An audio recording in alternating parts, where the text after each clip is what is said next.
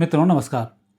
मैंने कहा था कि ये संसद सत्र विपक्ष चलने नहीं देगा और क्योंकि निकम्मा वृक्ष है, विपक्ष जो है निकम्मा है और किसी भी प्रकार से वो देश का भला चाहते ही नहीं है। कारण ये है कि उन्होंने जितने बिल भारत के खिलाफ बनाने थे देश को गुलाम बनाने के, वो सब तो बना दिए। अब हो ये रहा है कि वर्तमान सरकार इन सब बिलों को छोड़कर भारत के बारे में सोच रही है और जब वो सोचेंगे तो निश्चित रूप से बिल बिलाएंगे ही। और यही स्थिति अभी हो रही है विपक्ष की। और इसीलिए विपक्ष पर जो भी दबाव डीप स्टेट का बन रहा था, बड़े जोर खरोश के साथ काकरोचों को उन्होंने मैदान में उतारा। और मैंने पहले ही कहा था मोदी हिट है, काकरोच वाकरोच तो वैसे ही उलट जाएंगे। और अंत में यही हुआ। और काकरोचों का यदि कोई सत्य बोले या न बोले, मैं तो सत्य बोलता हूँ, क्योंकि मेरे पास तो रोज़ आते हैं इन काकरोचों के माँ बाप जो पैदा हुए हैं 1995 के बाद। सिर पकड़ के बैठे रहते हैं, सुनते हैं नहीं, करते हैं नहीं। कोई ने लड़की पटा ली तो उसमें पैसे खर्च करता फिर रहा है, कहीं कुछ टारगेट लेके बैठा हुआ है। बाप से बोल रहा हूँ मुझे विदेश जाके पढ़ना है, सुनना है नहीं, बाप की इनकम कितनी है नहीं। कई बापों को इनने कर्जों में डाल रखा है। तो ऐसे बिगड़ेल जो संस्कृति की औलादें नई नई आई हैं, कुछ छोड़ दो 10 से 15% जो बहुत अच्छे हैं, लेकिन जो अच्छे हैं वो सर्वोत्तम अच्छे हैं। वो देश दुनिया में नाम भी रोशन कर रहे हैं और उन्हें इन जेएनजीओ से कोई मतलब भी नहीं है। वो एक अपनी अलग व्यवस्थाओं में हैं। जितने लोग यहाँ पर हड़ताल पे बैठे थे, एक भी मुझे लगता है नीट का नहीं होगा जो संभ्रांत हुआ है। नीट में सेलेक्ट होने वाला जो बच्चा होगा वो इनके यहाँ बैठे ही नहीं होगा। वो निकम में बैठे होंगे जो नीट में सेलेक्ट नहीं हो पाएंगे, या तो डिप्रेशन में आके मरेंगे और या फिर रिजल्ट आने के बाद आत्महत्या कर लेते। इतने लोग तो उसमें ही मर जाते जितने कि इनके हड़ताल में मरे। तो उनका इससे लेना देना नहीं है। और मैंने कहा था कि ये विपक्ष सरकार नहीं चलने देगा और इस सरकार जो ये सत्र को नहीं चलने देगा। सरकार चलाने की जिनकी क्या बस की है, क्योंकि ये जितने जेएनजी हैं, मैं तो सब जेएनजीओ को चैलेंज करता हूँ, चुनाव लड़ लेना। घर के लोग तुम्हें वोट नहीं देंगे आने वाले समय में। 100 वोट निकले आए तुम्हारी पेटियों में तो बहुत है। और अभी ये गर्रा रहे हो कि हमने इस देश को बदल दिया है। वो तो एक शरीफ था मोदी जो इस तरीके की बात करके चुपचाप रह गया। नहीं तो कुछ नहीं होता, डंडे घालना शुरू करता, सारे काम सही हो जाते, कोई कुछ नहीं बिगाड़ पाता। चुनी हुई सरकार है, सारे काम अच्छे हैं। और 90% लोग अभी उनका समर्थन कर रहे थे। सभी चाह रहे थे कि चाहते तो ये थे कि शिक्षा मंत्री हट जाए। वो तो उनके बहुत दिन से सोच रहे थे, जब से यूजीसी कानून वो लेके आया था तब से जनता के टारगेट पे था। और इसलिए इस पर कोई बोले नहीं। अब तुम सोच रहे हो कि अभी आडवाणी का इसका इस्तीफा लेंगे हम, गृह मंत्री का, शाह का इस्तीफा लेंगे, मोदी का लेंगे, तो अभी तो खुराक मिल जाएगी दी ऐसी हरकतें की। और इन सब हरकतों के लिए अमेरिका का जो डीप स्टेट वो लगा हुआ था, पन्नू ने बोला था मैंने पैसे भेजें। अब कितने जेएनजीओ को पैसे मिले बता दो जरा। वो 2 4 10 बैठ गए, उनको पैसे पकड़ा दिए, बाकी लोगों को सुविधा दे दी, उनका काम खत्म हो गया, तुम जबरन डंडे खा गए और उसमें पोल और खुल गई जो जो लोग पहुँचे थे। तो एक स्थिति तो ये हुई। अब उसको लेके विपक्ष कूदना शुरू कर दिया कि हमने शिक्षा मंत्री का इस्तीफा दिला दिया। और विपक्ष पहले ही बोल रहा था राहुल गांधी के शिक्षा मंत्री के इस्तीफे से कम हम अंदर प्रवेश नहीं करें। शिक्षा मंत्री ने इस्तीफा दे दिया, अब क्यों अंदर नहीं घुस रहे? सबसे बड़े कारण है कि इस संसद सत्र को आप लोग समझो, संसद सत्र कितना बड़ा होने वाला था। सबसे पहले तो भारत के अंदर जो हिंदुओं को कन्वर्ट करने की व्यवस्थाएं थी, इन गांधियों ने पकड़कर ऐसी व्यवस्था की थी कि हिंदू तो कन्वर्ट हो जाए लेकिन दूसरी जाति का आदमी हिंदुओं में कन्वर्ट ना हो। महात्मा गांधी ऐसे बीज बो के गया था, अहिंसा की बात करता था। हिंदू पिट जाए तो हिंदू हिंसा नहीं करेगा, और मुस्लिम करेंगे तो उनका अधिकार है काफिरों पर हमला करना। इतना बड़ा दुष्टता वाले स्टेटमेंट है उसके। जब कलकत्ता वाला पढ़ोगे आप तो मालूम पड़ जाएगा आपको। यूं ही नहीं, नाथुराम गोडसे ने अपनी जान पर खेल कर इतना बड़ा स्टेप उठाया होगा। और हिस्ट्री में बहुत सी चीज़ पढ़ना उसकी। अब तो सारी चीज़ें उपलब्ध हैं। कांग्रेस शासन में सब चीज़ दब गई थी, लेकिन अब तो सब आ रही हैं, तो आपको गांधी की असलियत पता पड़ेगी। और उस समय क्या इन्होंने संविधान बनाया होगा। बाबा साहब अम्बेडकर अम्बेडकर नाम बीच में डाल देते हैं। उस व्यक्ति ने पहले ही इन सारी व्यवस्थाओं को दिया हुआ है कि भारत में क्या क्या होने वाला है। उनकी कोई चर्चा नहीं करता है। मतलब अम्बेडकर साहब ने कितना अच्छा संविधान बनाया, क्या क्या व्यवस्थाएं थी, क्या उन्होंने कहा था 10 साल तक आरक्षण चलना चाहिए, बाकी सारी व्यवस्थाएं, उनको कोई नहीं मान रहा है। लेकिन नाम उनका चलता है सब, बाबा साहब का संविधान, बाबा साहब का संविधान। और संविधान बाबा साहब की बात मानना, उनकी बात नहीं मानेंगे। नाम उसका लेके जिंदा रहेंगे लेकिन उसकी बात हम नहीं मानेंगे। ये स्थिति अभी विपक्ष के जो बिल आने वाला था, तो यही जो एक बिल है वो बिल आने वाला था इसमें कि हिंदुओं का कन्वर्सन अन्य उसमें ना हो, और कन्वर्ट करने के लिए जो विदेशों से फंड आता है, चाहे इनके मदरसों में आता हो, चाहे इनके ईसाई मिशनरियों में आता हो, ये सब फंड आपको एक साथ देना पड़ता और उसकी पूरी जांच करानी पड़ेगी, किस काम के लिए क्या काम आ रहा है, सब आपको बताना पड़ेगा। तो एक बिल तो ये था। आज आपकी लड़कियाँ शादी करती, कट जाती, पिट जाती और कोर्ट भी उनको खुला छोड़ देती है। सामने वाले अपराधी को स्टे वो भी मिल जाता है, ज़मानत भी मिल जाती, फिर घूमता रहता हो। कितना बड़ा कांड आपने सुना होगा, 36 टुकड़े कर दिए। ओ भाई, पढ़ने बैठ कर पढ़ाई के नाम पे ज़मानत मिल गई उसको। आतंकियों को ज़मानत दे दी। और वहीं सामान्य व्यक्ति यदि कोई फँस जाता तो उसको ज़मानत की लाली पड़ जाती। यूजीसी बिल में सामान्य आदमी गलती ना करे तो भी 6 महीने तक सुनवाई ना होती। एक बिल तो अब ऐसा आने वाला था, तो उसमें पगला रहे थे सारे के सारे डीप स्टेट वाले। यदि वो बिल आ गया तो हम मिशनरियों के थ्रू जो कन्वर्सन का काम करते हैं, आग लगाने का काम करते हैं, भारत को खोखला करने का काम करते हैं, हम नहीं कर पाएंगे। दूसरा स्थिति इसमें एक बिल आने वाला था, वो बिल था ईएसएमई की जो व्यवस्था थी, वो विदेशी लोग यहाँ आसानी से फंड लगाकर व्यापार व्यवसाय को कर सकें। वो बिल बड़ा महत्वपूर्ण है कि विदेशियों के पास पैसा भी है, सारे काम भी हैं, वो इंडिया में आए, कैसे व्यापार व्यवसाय को बढ़ाना शुरू करें, उसके लिए बिल आने वाला था। तो वो एक व्यापार व्यवसाय को बढ़ाने वाला बिल है। तो वो व्यापार व्यवसाय बढ़े, ये तो कांग्रेस को फूटी आँखों नहीं सुहाता कि भारत कहीं तरक्की करे।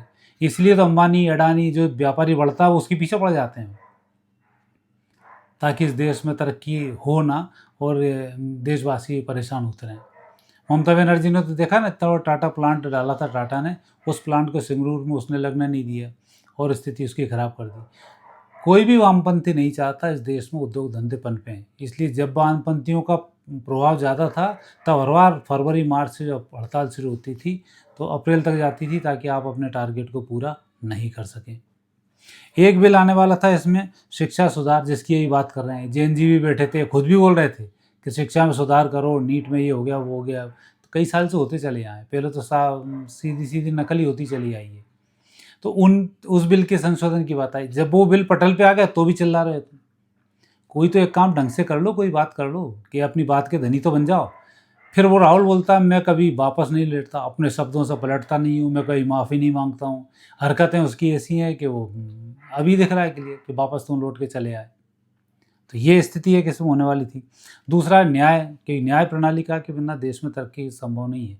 तो अभी जुडिशरी में लोग बढ़ने वाले थे, सुप्रीम कोर्ट में जज बढ़ाने वाले थे, ये बिल भी अभी आने वाला था, तो वो बिल भी अभी नहीं आ पाएगा। और एक हमारे देश में जो देखो वो चलता है, हिंदू धर्म के धर्माचार्यों का, हिंदुओं के भगवानों का अपमान करता नजर आता है, देश के राष्ट्रगान का अपमान करता नजर आता है, कोई नियम नहीं है। तो वो सब चीज़ें अब इस बिल में, ये बड़ा मानसून सत्र बड़ा महत्वपूर्ण था। वैसे आने वाले 3 सत्र बहुत महत्वपूर्ण है इस हिंदुस्तान के लिए, और जो हिंदुस्तान की दिशा बदल डालेंगे। अभी तक जो गुलामी की मानसिकता के कीड़े भारत के लोगों के अंदर पड़े थे, सब जड़ जाएंगे और एक प्रफुल्लित पुष्प की तरह आपका ब्रह्मरंध्र खुल जाएगा और आने वाले समय में आप देश दुनिया में सब कुछ रखने में सफल हो पाएंगी। तो ऐसे 3 बिल अब आने वाले समय में आने वाली हैं, 3 जो संसद लगेंगी उसमें बड़ी गजब की बातें होंगी। तो ऐसी स्थिति को कमज़ोर करने के लिए हमारा विपक्ष बैठा हुआ है। अब वो अकेले सोच रहा है कि मुझे जरा सा इन लड़कों के टक्कर पे वहाँ मिल गया तो बनारस वहाँ जाके बैठ गया लखनऊ में। वो यूनिवर्सिटी जो एक आतंकी ने अपनी जगह को चोरी कर कर आके बनाई थी।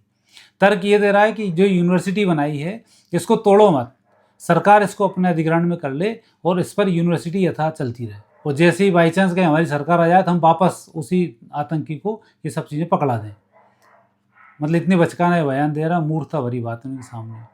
हालांकि उनका इलाज योगी बाबा कर देंगे, क्योंकि मोदी जी की स्थिति तो ऐसी है कि मोदी जी जब तक तो हिम्मत करना मत, चाहे जॉर्ज सोरेस हो, चाहे डीप स्टेट के और बड़े हिस्से हों, चाहे ये बुढ़ा जो युवा है राहुल ये हो, और कोई भी हो, तो वो इस तरीके की हिम्मत इसमें करना नहीं, क्योंकि योग बड़े टफ हैं।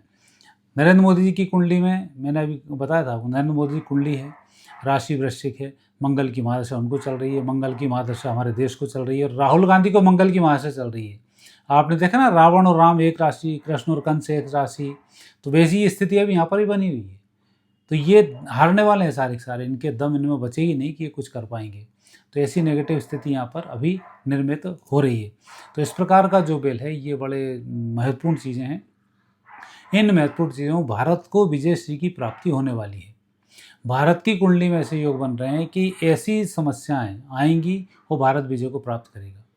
राम रावण युद्ध को देखें तो भगवान को कितना कष्ट झेलना पड़ा, चतुर्मास उन्हें जंगल में काटना पड़ा, तो ये उनके साथ नेगेटिव स्थिति रही। भगवान कृष्ण को देखें तो उन्होंने 14 वर्ष इनके वनवास, 12 वर्ष के जो वनवास इनको कटवाए और पूरा काल निकालते हुए 14 साल इनके भी ऐसे हुए। तो पांडवों ने भी जो संघर्ष किया, तो वही संघर्ष इस समय में अभी हमारा देश कर रहा है। जैसे वहाँ कृष्ण मिले थे, जैसे वहाँ राम मिले थे, वैसे अभी हमारे यहाँ पर मोदी जी और योगी मिल गए। ये दो मिलकर इन सब कामों को कर रहे हैं। तो ऐसी जो स्थिति अभी बन रही है, ये सिचुएशन बड़ी टफ ज़रूर है, लेकिन जो जिज्ञासु व्यक्ति हैं, राष्ट्रभक्त व्यक्ति हैं, उन्हें तनाव लेने की आवश्यकता नहीं है, क्योंकि देश हमारा सुरक्षित हाथों में है। कई लोग चिंतित हो रहे हैं, जैन जी कभी ज़िंदगी में नहीं आएंगे।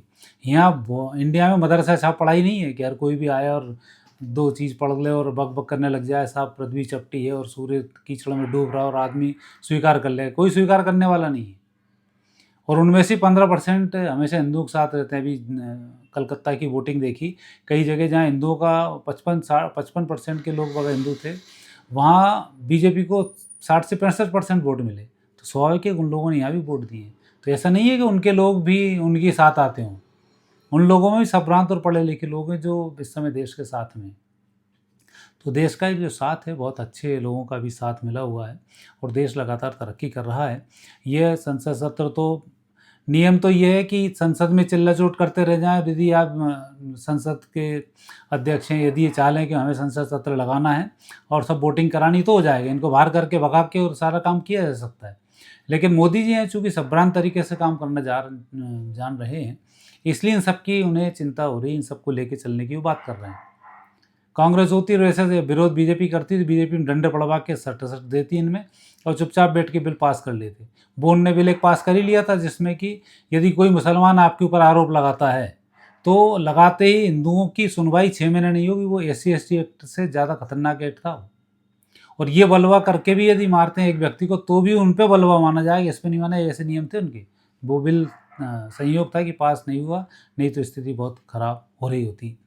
तो मित्रों, आप बहुत अधिक चिंतित ना हों। गृह योग जो बन रहे हैं वो भारत के पक्ष में है। मेरा तो डीप स्टेट अमेरिका और उनको समझाना था कि अमेरिका को विशेष रूप से इसलिए समझाना था कि तुम वो बाप हो जो बुढ़े हो चुके हो और मारे जाओगे जब वो बुढ़ा मारा जाता है जो जो अपने बच्चों में भेदभाव करना शुरू करता है। तो ये जो अमेरिका भेदभाव कर रहा है ना, पाकिस्तान, बांग्लादेश और भारत का विरोध, ये उनके मरने के लक्षण हैं। तो ऐसे बुढ़े की बुढ़ापे में दुर्गति होती है, सदगति नहीं होती है। ऐसे ही जार सूरज जो अपने पैसे का दुरुपयोग कर रहा है, तो ये मरने के बाद कोई पूछने वाला नहीं है। तो यहाँ स्थिति आ रही है। और ये जैन जी जो यहाँ इकट्ठे हो रहे हैं, ये अपने माँ बाप के भी सगे नहीं है जो यहाँ इकट्ठे आके हो रहे हैं।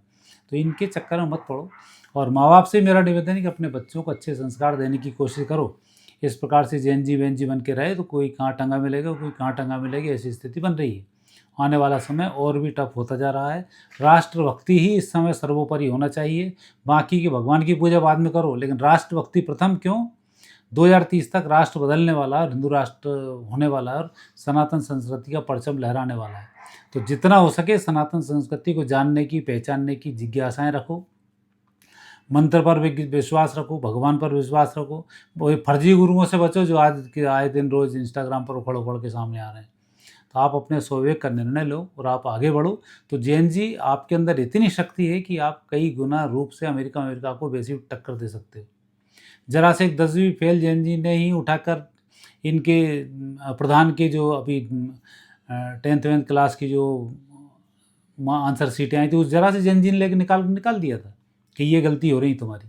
तो इतना हमारा जो जैन जी है वो इतना सक्रिय भी है। जो सक्रिय है वो ज़बरदस्त सक्रिय है और बाकी के हैं वो ऊटपटांग विस्फोटक हैं जो खुद का सत्यानाश करेंगे और देश के लिए कहीं ना कहीं एक क्षति पहुंचाने का काम करेंगे, दुनिया में बदनाम करने का वो काम करेंगे। तो मेरा तो एस्ट्रोलॉजिकली निवेदन माँ बाप से ये है कि अपने बच्चों को बहुत अच्छे संस्कार देने की कोशिश करें, तब जाकर कहीं इस देश का बहुत भला हो पाएगा। तो मित्रों, आज इतना ही। आगे फिर नए विषय के साथ आपसे भेंट होगी। आगे दीजिए, नमस्कार।